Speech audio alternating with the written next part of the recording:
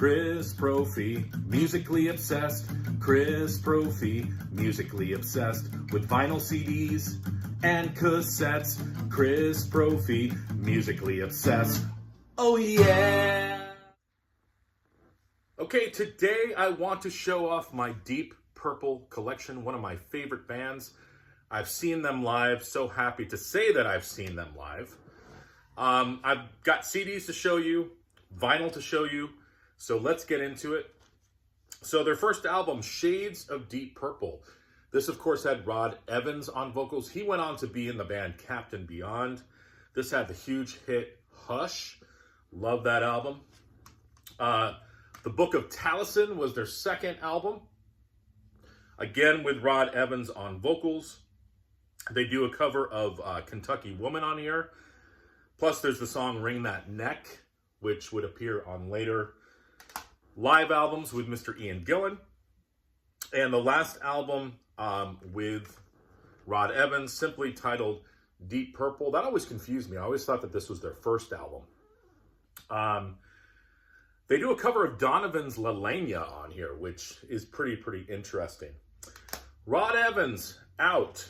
Next comes an interesting album, Deep Purple, with the Royal Philharmonic Orchestra, conducted by Malcolm Arnold. That's what the cover looks like. I have that little slipcase on it. This was the first album to feature Ian Gillan and Roger Glover. On CD 1, you have live versions of Hush, Ring That Neck, and Child in Time. And then the second side is the concerto, which was written by John Lord. Supposedly, this is one of the first times that a rock band combined with an orchestra. Pretty cool.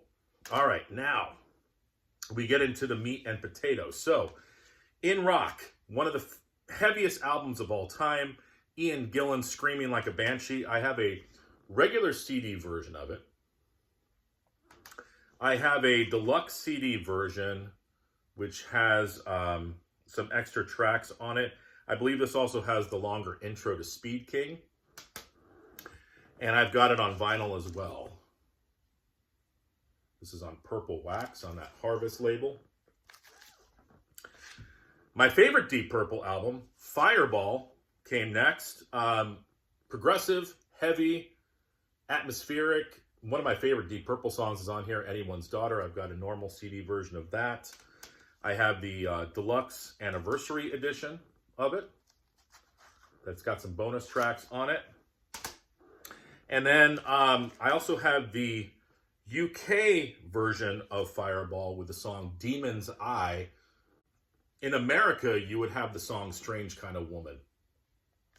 Either song, still my favorite Deep Purple album. The next album, the one that they're probably most well known for, is Machine Head. So I have a double disc version of that. I also have it on vinyl. You cannot walk into a guitar shop without hearing the riff for Smoke on the Water. Made in Japan. One of the greatest live albums of all time. This is a deluxe version of that on CD. I also have it on vinyl. I've always loved that gold cover. An underrated album in the Ian Gillan years, Who Do We Think We Are? This, of course, had the hit Woman from Tokyo. This is a deluxe version of that CD. I also have it on vinyl. Okay. Ian Gillan, out. In comes David Coverdale and Glenn Hughes for many people's favorite album by them, Burn. And it's a real good one. You've got the title track on here. I love Sail Away. It's just a really good album. You think, hey, Ian Gillan's gone. What are we going to do? Well, we're going to come out with this kick butt album. I also have it on vinyl. Next, Stormbringer. With the same lineup as Burn. The title track, Lady Double Dealer. You know, you can't go wrong with David Coverdale and Glenn Hughes on vocals. I also have it on Stormbringer. I also have it on vinyl.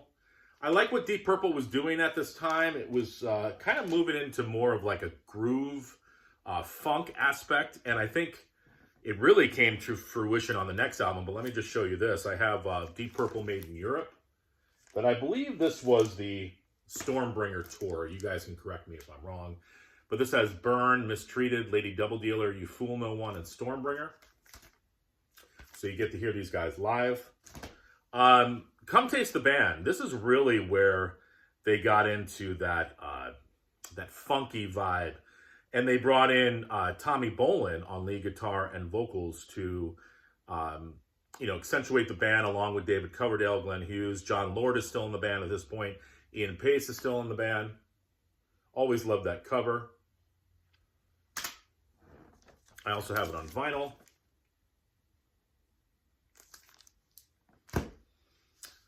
Everybody's hero, Ian Gillan, came back for one of the greatest comeback albums of all time, Perfect Strangers. I have a normal CD version of that. I also have it on vinyl. I picked this one up over the last couple months. I was on a search for this one. Such a great record. The follow-up, which isn't as good as Perfect Strangers, but still is really good. House of Blue Light. I have a normal CD version of that. And I also have it on vinyl. Classic lineup. Ritchie Blackmore, Ian Gillan, Roger Glover, John Lord, and Ian Pace. Then we have Slaves and Masters. Ian Gillan out, Joe Lynn Turner on vocals. This basically sounds like a Lost Rainbow album. It's really good. To me, it just doesn't sound like Deep Purple. It sounds like Rainbow, which makes sense. Got Joe Lynn Turner on vocals. Ian Gillan comes back for an underrated album, in my opinion. The Battle Rages On. This came out in 1993. And that was the last album with Ritchie Blackmore on guitar, because in from the Dixie Dregs comes Steve Morse for Perpendicular. Really, really heavy album. Abandon.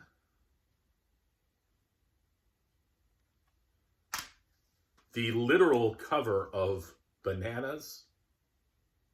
Rapture of the Deep. This is 2005.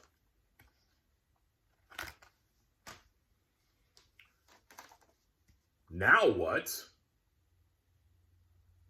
Produced by Bob Ezrin. Ian Gillan, again, screaming like a banshee and singing on these tunes. So, so good. The album Infinite.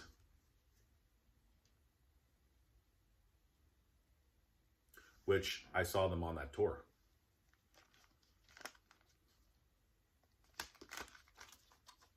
I have a CD single for Time for Bedlam.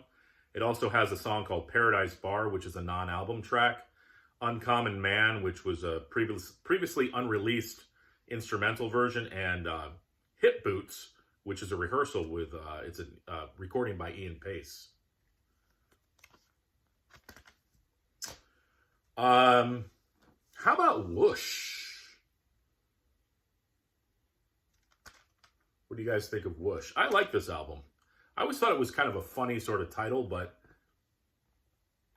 I feel like a few of these later albums, they were sort of quirky album titles. Produced again by Bob Ezrin. Really, really good album. And I believe that this came next. This was their covers album. Deep Purple, Turning to Crime. This is actually a really, really good album for a cover album. They do 7 and 7 Is, Rockin' Pneumonia and the Boogie Woogie Flu, Dixie Chicken, White Room. Oh, I forgot to show this. I have a limited 10-inch vinyl from Whoosh that has Throw My Bones on it, and Man Alive, and also The Power of the Moon.